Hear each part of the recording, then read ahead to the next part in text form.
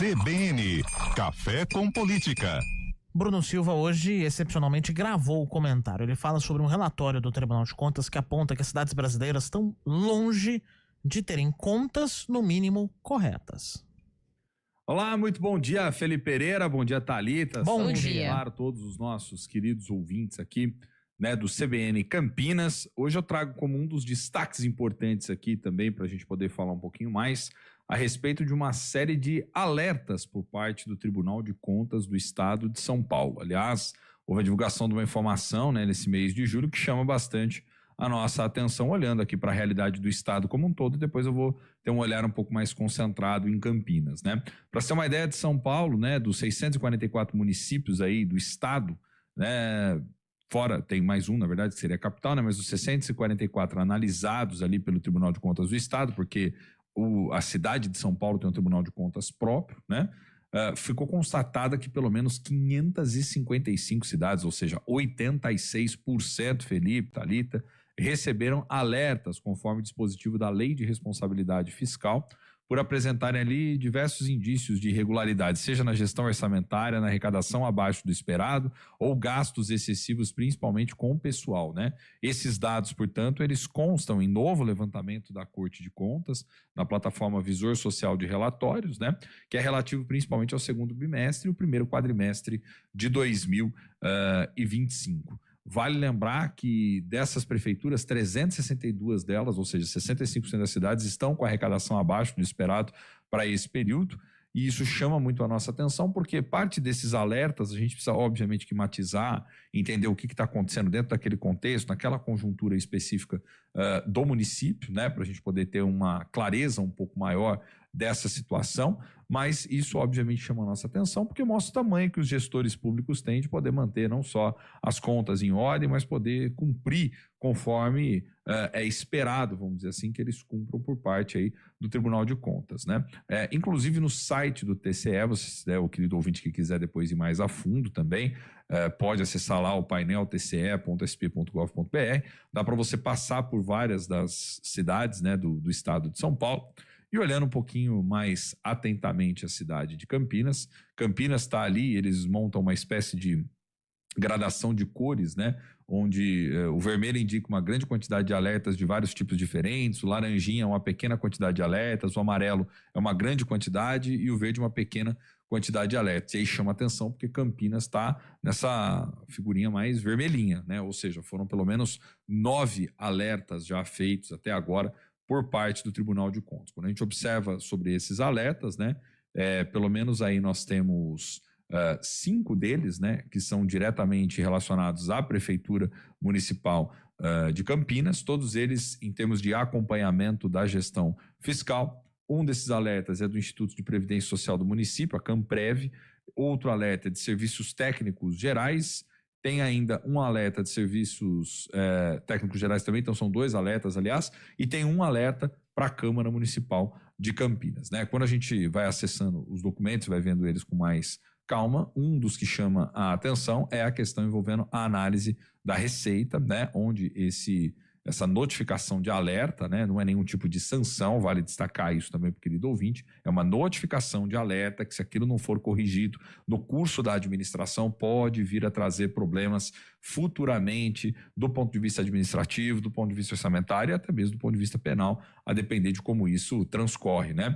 Um desses alertas mostra a respeito da análise da receita, né, ou seja, da execução orçamentária, uma situação desfavorável, demonstrando uma tendência ao descumprimento de certas metas fiscais.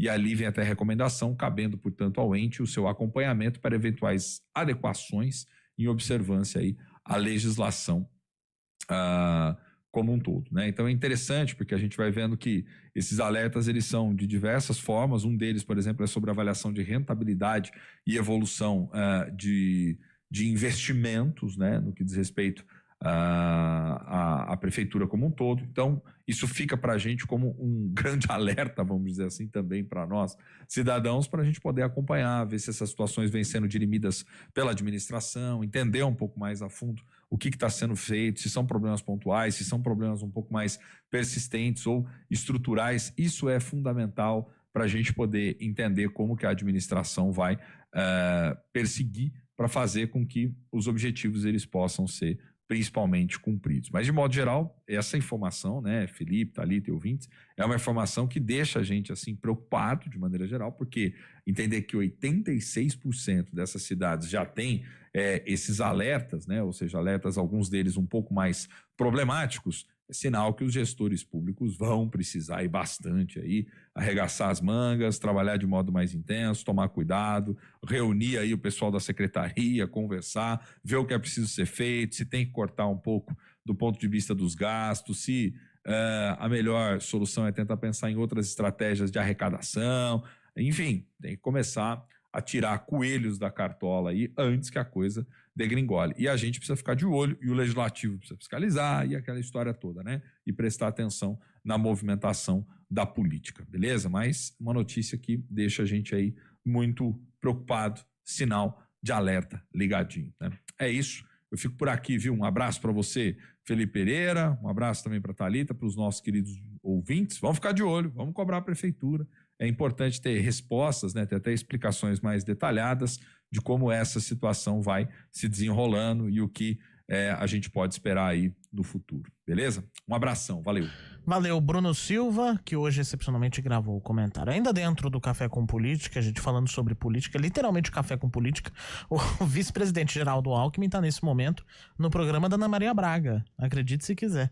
Está começando a falar aí sobre alguns dos efeitos do tarifaço, né? Você tem acompanhado desde ontem, né, a assinatura da ordem executiva do presidente Donald Trump dos Estados Unidos, em que determina a sobretaxação de 40% dos produtos importados brasileiros, com exceções, com quase 700 exceções, né? 700 produtos aí estão isentos de tarifa, mas o café e a carne e calçados também, né? E roupas não estão nessa lista de exceções. Então todos esses setores estão preocupados em alguma forma por conta da tarifa, que não começa a valer a partir de amanhã, começa a valer a partir do dia 6 de agosto, conforme a ordem executiva, né? Determinada por Donald Trump.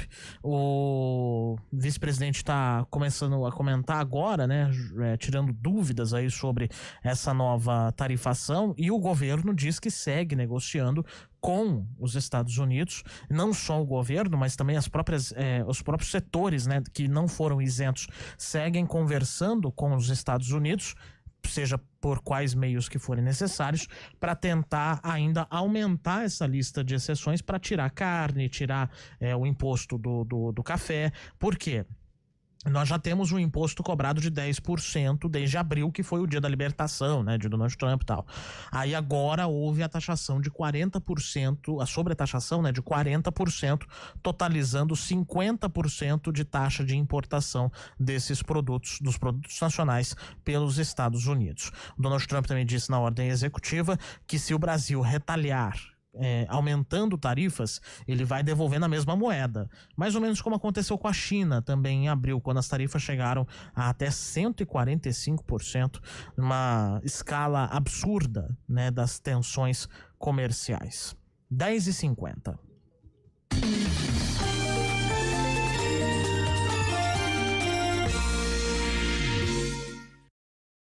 A gente faz escolhas todos os dias.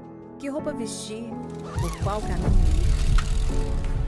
E com o nosso dinheiro não é diferente. Escolher uma